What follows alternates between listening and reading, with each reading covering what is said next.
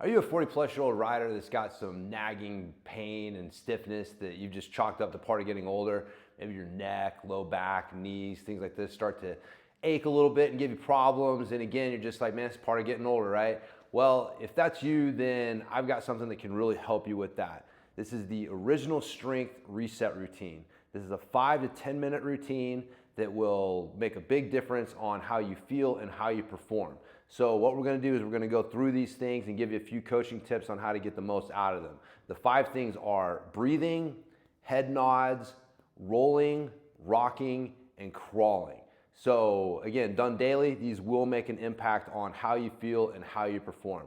So we're gonna start out with breathing. So our goal here is to really reinforce diaphragmatic breathing. A lot of us breathe with our chest, which just makes it harder for us to move properly and just really be able to relax. And so we want to be able to breathe with our diaphragm. A good way to do this, you're going to lay on your back. You're going to put your hand on your belly, just below your belly button.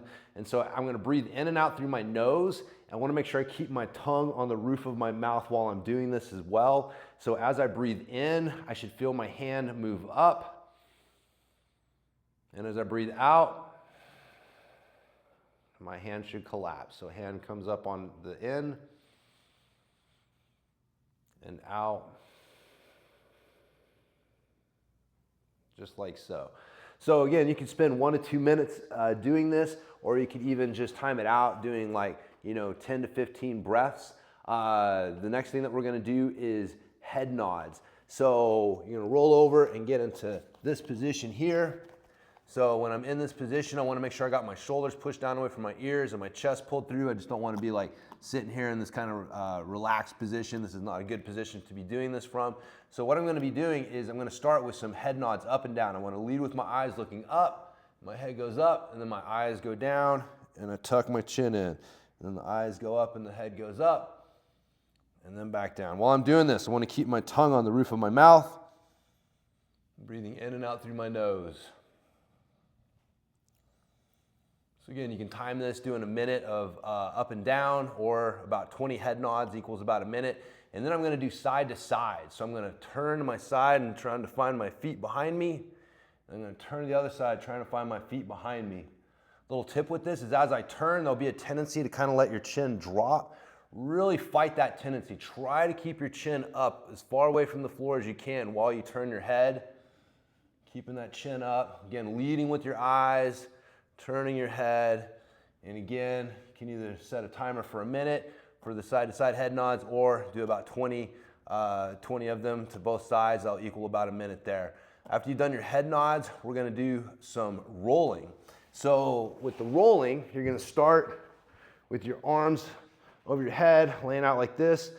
I'm gonna use my head and my eyes. So I'm gonna pick my head up and start to look, and then I'm gonna start to bring my arm across. I'm gonna pretend like there's something on the floor there, like my keys or my shoes or something I'm gonna reach for.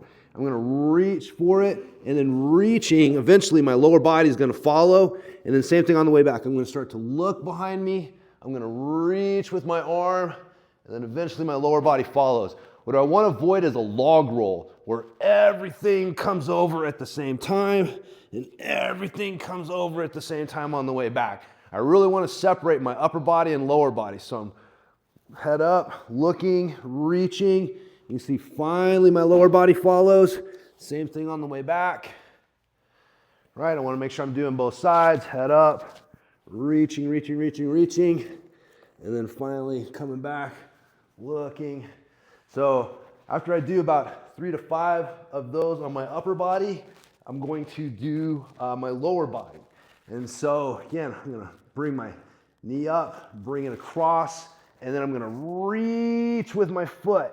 And then that's what's gonna bring my upper body across.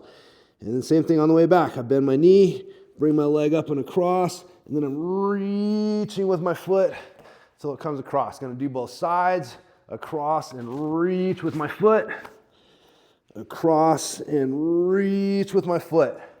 So really trying to separate that upper body and lower body, trying to avoid the log roll as much as possible. Again, you can spend a minute on the upper body and a minute on the lower body, or do about 3 to 5 of each, and that'll equal about a minute there. So once you've done the rolling, we're gonna do rocking. This one is really great for the hips and the low back. So we're gonna get in this all fours position like this. I can either be up on my toes here or have my toes out like this, you know, kind of play around, see how it feels, if you find one that you like better. And then from here, I'm gonna keep my head up, my eyes on the horizon, and I'm just rocking back, like I'm trying to touch my butt to my heels, and then back, rock back and forward. So this is pretty much it. This is rocking. If you want to add a little something extra into this, try to draw a circle with your belly button. Get a little circular motion going. Again, you want to make sure you do both directions if you're doing that. So just like that. So again, spending like a minute or two doing your rocks. And then finally, we're going to do some baby crawls. So for the baby crawls, again, we're in this all fours position. You can go ahead and straighten the toes out. So we've got the toes pointed back. And then I'm just gonna crawl nice and slow, right? I'm gonna keep my head up on the horizon while I'm doing this. Again, I wanna go forward and then I wanna go backward. You can see you don't need a ton of space, right? Like I don't have a lot of space that I'm doing this here. And if you have more space, then great. If you don't, just go forward and back with what you got. What I'm trying to avoid is, or what I want to do is I want to focus on my one hand and the opposite knee moving together. So they both come off the ground at the same time and they move at the same time. What I don't want is hand, then knee, hand, then knee, hand, then knee, right? I want the hand and the knee, opposite hand and knee to move together. So again, if it takes you some practice to get that, that's fine, but that's what you're ultimately looking for.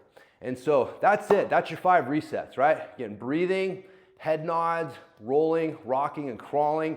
Spending a minute or two on each of these. I recommend 2 minutes. That's what I've been doing. I've gotten really good results from these. Again, I had some neck stiffness that was starting to, bother me. Had some lower back issues. I've done some stupid stuff on the bike and in the gym that I just thought, well, that's just, part of getting older. I'm just going to have to deal with this stiffness and pain. But after doing these original strength resets for a week, the pain is gone, right? And so for me, the big aha moment, like I'd get up in the mornings, I'd come downstairs, I'd bend down to grab the cat food bowls, and I'd feel a little bit of stiffness and soreness in my SI joint. And that was just a normal everyday thing. Once I got moving, once I took a hot shower, got warmed up a little bit, it would go away, everything was fine. But it was just that little nagging thing that was there. And sometimes it'd flare up to bother me a little bit more throughout the day. But like I said, the aha moment for me was when I went down after about a week of doing this. I bent down to get the cat bowls and nothing. My back feels great. There's no stiffness, there's no pain. And so that was really what hit home for me, like how powerful this stuff could be. And so why I'm excited to share it with you guys here. And so again, committing 5 to 10 minutes a day to doing this. This also makes a great warm up. Doing this before you work out or even before you head out for a ride will just help to hit reset on your movement patterns and help you to move better. It just allows you to move the way that you were intended to, right? Like these things are all elements that you developed as an infant.